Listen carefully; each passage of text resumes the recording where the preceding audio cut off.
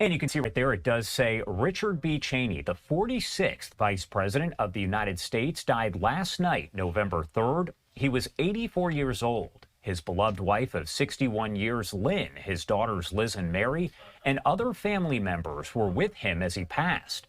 The former vice president died due to complications of pneumonia and cardiac and vascular disease. For decades, Dick Cheney served our nation, including as White House Chief of Staff, Wyoming's Congressman, Secretary of Defense, and Vice President of the United States. Dick Cheney was a great and good man who taught his children and grandchildren to love our country and to live lives of courage, honor, love, kindness, and fly fishing. We are grateful beyond measure for all Dick Cheney did for our country, and we are blessed beyond measure to have loved and been loved by this noble giant of a man. I do want to bring in Rich Rubino now, political analyst and historian, as we talk more about the life and legacy of Dick Cheney. Thank you so much for taking the time to be here with us today. My pleasure, Josh. All right, so first off, I do want to ask you here, in your opinion, what do you think, based on your expertise, of course, you're a political historian, how Dick Cheney will be remembered when it comes to his time as vice president? I think is arguably the most powerful vice president in American history. I think that he saw after Watergate, when he was involved with the Ford administration, he saw really a diminution, if you will, of the power of the presidency. And he said at the time this was that he wanted there to be that he wanted to be more power in the executive. And I think he had really achieved that when he was vice president. I think a lot of the power was actually given to the vice presidency, and it was in many respects a co-presidency between George W. Bush and Dick Cheney. And he really brought the power of the president from the low water mark when he was chief of staff under President Ford up to the high water mark, I think, when he was vice president when he left office. One thing that's interesting that a lot of people have brought up, what did it tell us when we learned that he was going to actually vote for Kamala Harris in the last election, not for the Republican candidate, President Trump, but Kamala Harris? What did that tell us about his politics over the last, I would say, couple decades? That the Republican Party really changed, and I think it really went back to a 1920-style Republican Party. The Republican Party under Warren G. Harding, Calvin Coolidge, and Herbert Hoover from 1921 to 1933. As a matter of fact, Warren G. Harding, when he ran for president in 1920, actually called himself an America First candidate. And Donald Trump was very similar to that. He said that the Iraq War was one of the biggest mistakes in American history. He was against the idea of the war in Afghanistan. This was when he ran for president. And he was very much a critic of the Republican Party and the way that it basically was from Eisenhower in '52 when he got the nomination all the way through Mitt Romney in 2012. Donald Trump really transmogrified that, and he was an economic nationalist rather than a free trader. When it came to immigration, he wanted to curtail not only illegal immigration, but legal immigration as well. And of course, on foreign policies, he was a lot less interventionist, whereas Dick Cheney, I think, really the flagship issue of his presidency being the war on terror in terms of the war in Iraq and the war in Afghanistan, where the United States escalated and sent troops. This was really something that Donald Trump actually disdained, to the point where many kind of old-style George W. Bush Republicans landed up actually supporting Vice President Harris. And Cheney was not the only one, but I think from an ideological perspective, Donald Trump really changed the views of the Republican Party. And we know, of course, funeral arrangements are being made at this time. And I'm not sure if you can speak to it, but how exactly does a funeral work for a former vice president? Because we've seen it recently with Jimmy Carter when we're talking about president. For a vice president, is it the same kind of send-off? Do you see former vice presidents, former presidents that show up to say a final goodbye? Sometimes it depends. You probably will see George W. Bush there.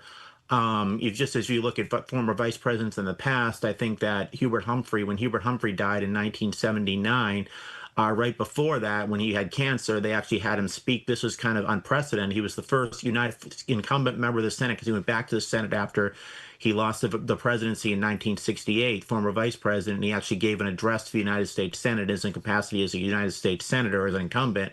But usually you do not see the pomp and circumstance of a presidential funeral. It's a lot more private. But my guess is that certainly George W. Bush will probably make an address. Probably Lynn Cheney will make an address. But I don't think you're gonna see a lot of coverage of it. But it's not going to rise to the level of, say, Jimmy Carter's funeral or Gerald Ford's funeral or George H.W. Bush's funeral, which really had a lot of pomp and circumstance.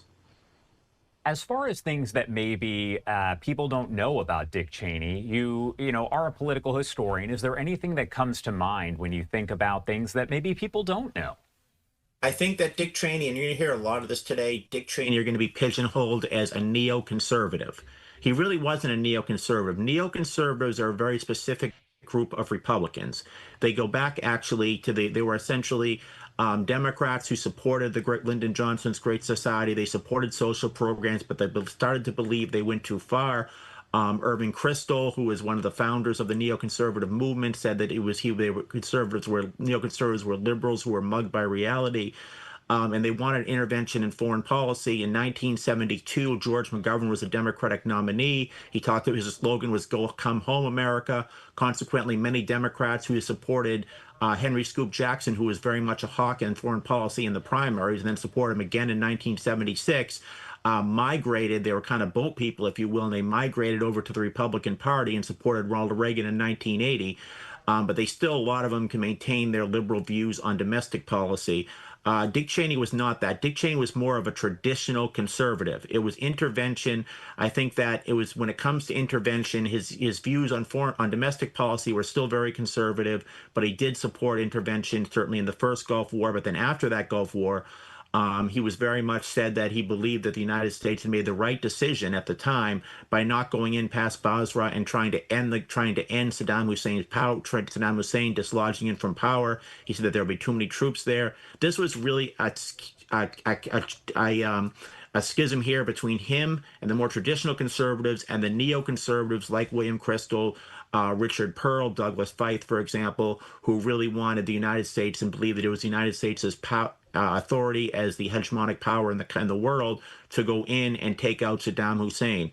That being said, after September 11th, his worldview changed and he became very much of a hawk, and he worked with the neoconservatives in the administration. Interestingly, many of those neoconservatives did not support George W. Bush for president in 2000. George W. Bush that year ran on a tax cut, for example, and he ran on a Medicare, on adding a prescription drug benefit to Medicare. But when it came to foreign policy, he talked about the ugly Americans, and he basically talked about a more humble foreign policy. That all changed in 2000, and the neoconservatives had a lot of influence, and they certainly had a lot of influence over Dick Cheney. And with that, Dick Cheney became one of the major architects of both the interventions in Afghanistan and Iraq, respectively. All right, Rich Rubino, thank you so much for taking the time to join us here and to talk more about the life and legacy of Dick Cheney. We definitely appreciate it. Thank you. My pleasure.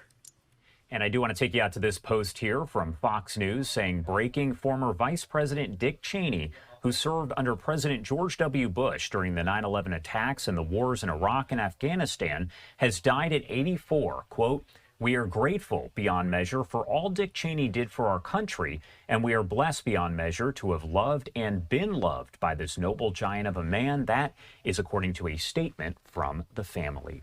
As we get more information here about funeral arrangements and things of that nature, we will make sure to bring those to you on Live Now from Fox, as we always do.